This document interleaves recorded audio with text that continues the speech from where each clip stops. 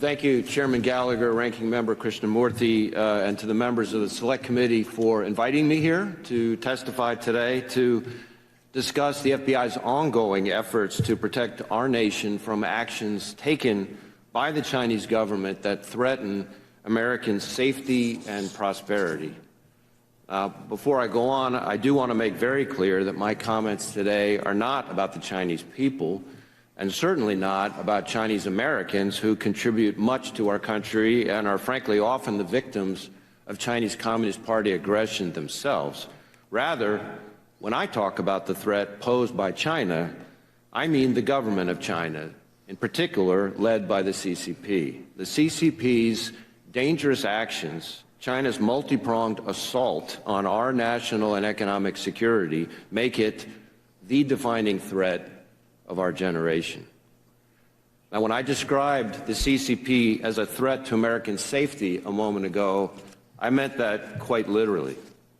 There has been far too little public focus on the fact that PRC hackers are targeting our critical infrastructure, our water treatment plants, our electrical grid, our oil and natural gas pipelines, our transportation systems, and the risk that poses to every American requires our attention now.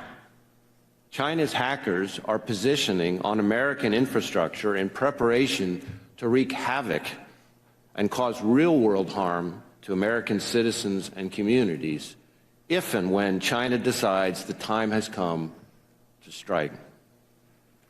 They're not focused just on political and military targets. We can see from where they position themselves across civilian infrastructure that low blows aren't just a possibility in the event of a conflict. Low blows against civilians are part of China's plan. But the PRC's cyber onslaught goes way beyond pre-positioning for future conflict. Today, and literally every day, they're actively attacking our economic security, engaging in wholesale theft of our innovation and our personal and corporate data. Nor is cyber the only PRC threat we face. The PRC cyber threat is made vastly more dangerous by the way they knit cyber into a whole-of-government campaign against us. They recruit human sources to target our businesses, using insiders to steal the same kinds of innovation and data that their hackers are targeting, while also engaging in corporate deception, hiding Beijing's hand in transactions, joint ventures, and investments to do the same. Now, I want to ask, have you heard that anywhere? The news media is falling apart. The Messenger closed yesterday. The LA Times laid off more than 200 people. The Washington Post lost $200 million. News is bleeding money. That's real news, what Ray just said. Did you hear it anywhere? And do you think that maybe Americans are turning off and cutting off subscriptions because they're not getting any real news? Cut number 17, more Director Ray. We are, since October 7th, in a heightened threat environment from various forms of terrorist risk.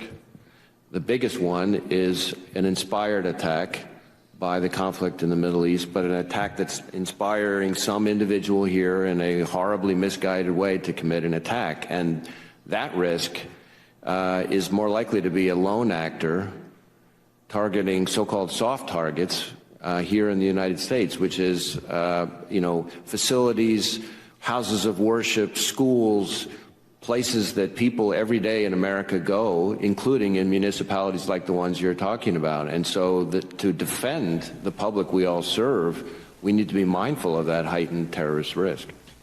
Now, the key question, how big is the Chinese Communist Party's fifth column in the United States? How big is the internal threat? How many people does the FBI have working on this? What are we looking at? Cut number 18. To quantify what we're up against, the PRC has a bigger hacking program than that of every major nation combined. In fact,